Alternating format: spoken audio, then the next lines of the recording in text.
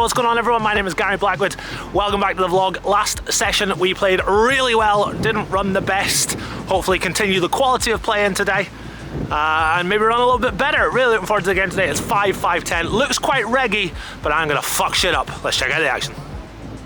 So we get the game started on time today, and I gotta tell you, it looks trash. Tons of regs, doesn't look like an action table at all. Sometimes the games here can be fucking awesome, sometimes not so much. No worries, however, as we are here to battle. Onto our first hand of the day, I am in the cutoff with Ace Queen offsuit. I make it $30 to go. The button's gonna call, the small blind does as well. 3 ways to our first flop of the day. It is 10-6 deuce with 2 spades. I decide to c-bet here for $50. Crazy as it sounds, there's a tiny bit of value to be had here with just ace high. Only the small blind makes a call. To the turn we go. It's an offsuit 4. He checks and I decide against the double barrel. Just a little too much showdown value here. The river is the 9 of spades and the small blind bets out for only $95. This is only half pot and it very much smells like my opponent has a 10.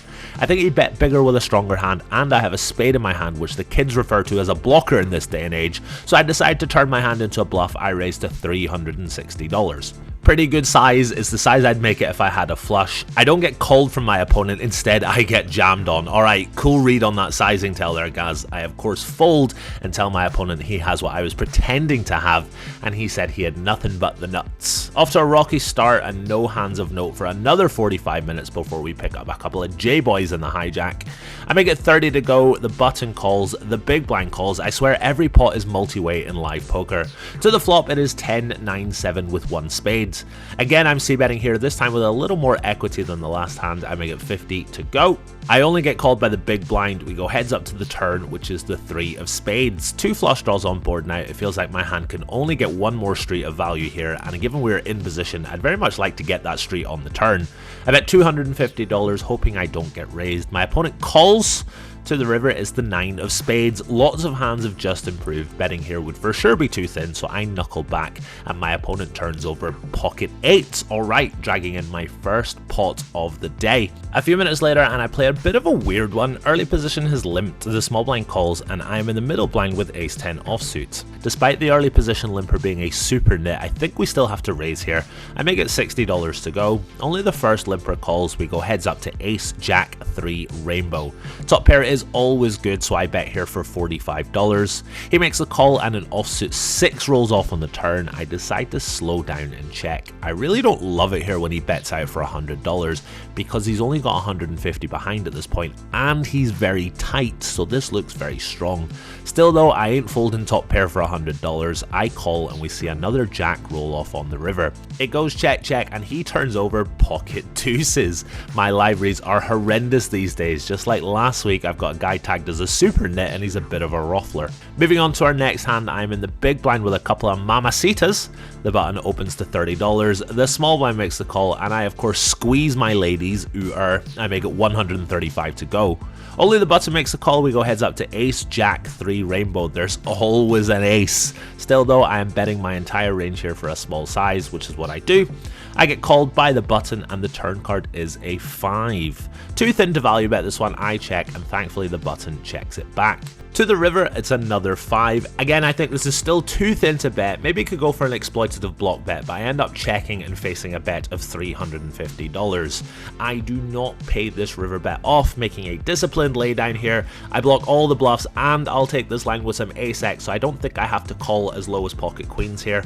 Premium hands in poker are like London buses. You wait ages for one and suddenly 2 come along at the same time. Very next hand, I'm in the middle blind with ace king. The hijack makes it 30 to go. The button calls and I put in another squeeze, this time to $140. The hijack makes it $425 to go. This is a chunky 4 bet. We're about 1900 effective to start the hand. I do not love it, but I decide it's rip time. I move all in. No absolute snap call from the hijack, so he doesn't have aces or kings, but he does call after about 20 seconds or so. It is the classic flip scenario. He's got pocket queens. Dealer, do your thing. Well then ace on each of them.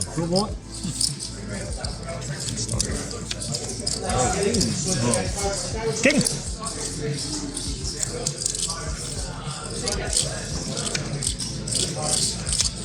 Nice hand. We run it twice and I lose both. That wasn't supposed to happen. $1,900 in the bin to literally the worst reg in all of Los... I'm just kidding. I know this guy watches the vlog. He's a very good dude. No problems at all losing the flip to him. How about we make it a hat trick of premium starting hands? Next up, I pick up pocket kings on the button. The hijack makes it $30 to go. I re-raise to $100. The small blind is going to cold call the re-raise. The hijack gets in there as well. We're 3 ways to the flop, and there's always an ace. This is a truly ghastly flop for 2 kings. I, of course, checked this one back. The 3 of spades rolls off on the turn. Nobody seems to like their hand, myself included, as we all check. 10 of spades on the river. My hand has suddenly got a lot prettier. It checks to me, and I try to squeeze out a little value. I bet $125. No action, however. It looks like we're up against 4 low cards in total as they both fold. At this point in the day, I'm down about $2,200. The game is picking up a little, but it's still not great. Then again, it is 4 PM on a fucking Tuesday, hardly Will's galore time of the week. Next up is a spot that I love getting into in live poker. The cutoff makes it 35 to go.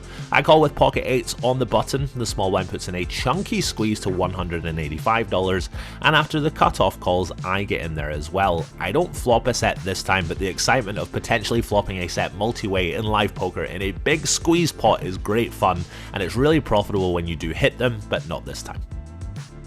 Next up, I'm in the cutoff with this lovely king-queen suited. I make it $30 to go. The button is going to call a rare heads-up flop here. It is queen 5 deuce rainbow. Very nice to make top pair, but I'm going to get a little sneaky here and check and call versus a bet. To the turn, it's another deuce bringing in a backdoor diamond draw. I check, and the button decides to check back. The river is the jack of diamonds. That backdoor flush comes in, but I think we have a very clear value bet here. I bet $125. The button absolutely snaps me. He turns over ace queen offsuit. A little annoying, but that could have been a whole lot worse if I had decided to check raise on the flop. Next up is a very interesting hand. A PLO player opens to $30 in the cutoff. I'm in the small blind with Jack 9 suited and put in the 3 bet to $120. It's a little too loose, but hey, sue me. He makes the call and we see a flop of 8-6-3 rainbow with no clubs. I wouldn't see bet here very often with a hand that doesn't have a backdoor flush draw, but having so many backdoor straight draws has seduced me. I bet $175. He makes the call and we see the queen of clubs roll off on the turn. It's an overcard and I now have a gut shot, so I bet again, this time for $400. It's not going to get the job done. He calls again. The river is the 9 of diamonds. I've now made a pair. I of course check and he bets out for $700. Now this is not a jam. I think for a minute, but it's very tough to find bluffs here.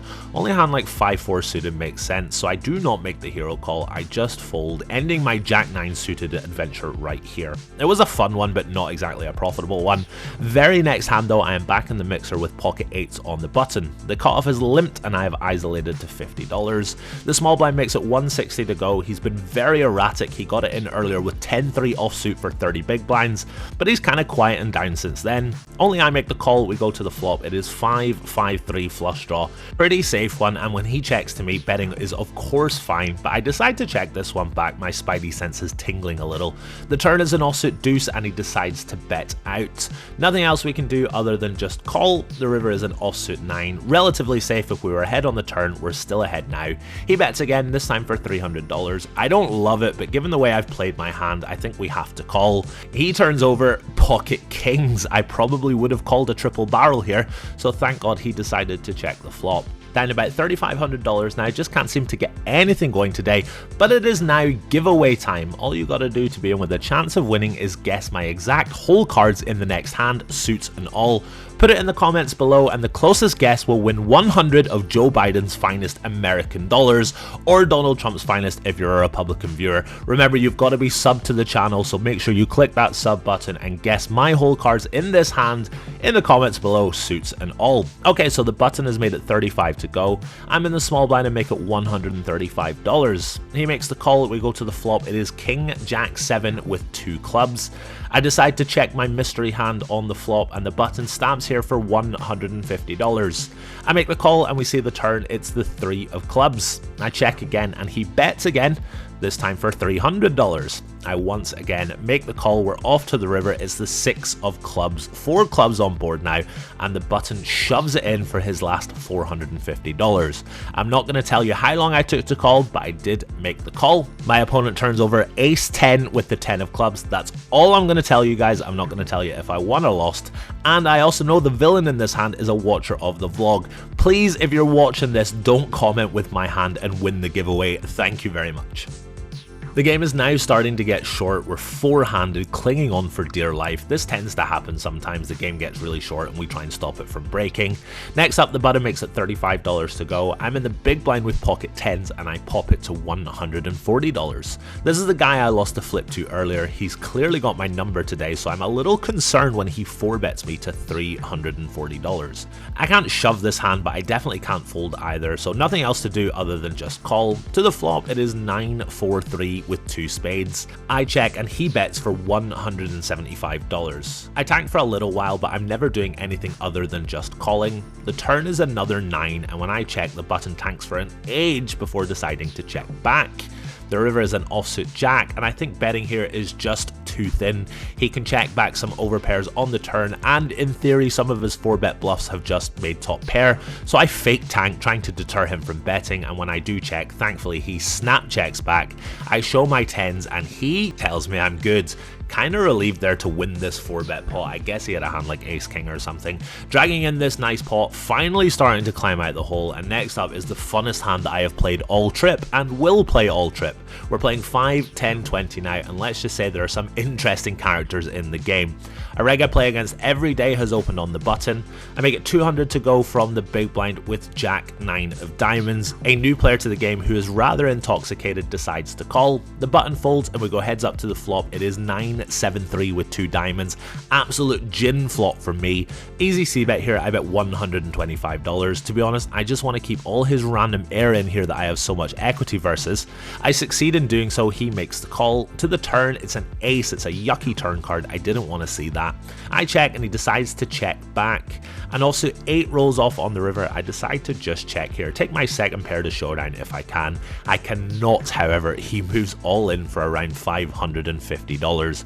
I don't love it, but given who we're up against, I shut my eyes and decide to call. He announces he is nothing, so I show my hand, and then he says he is an ace, and immediately tables king jack offsuits.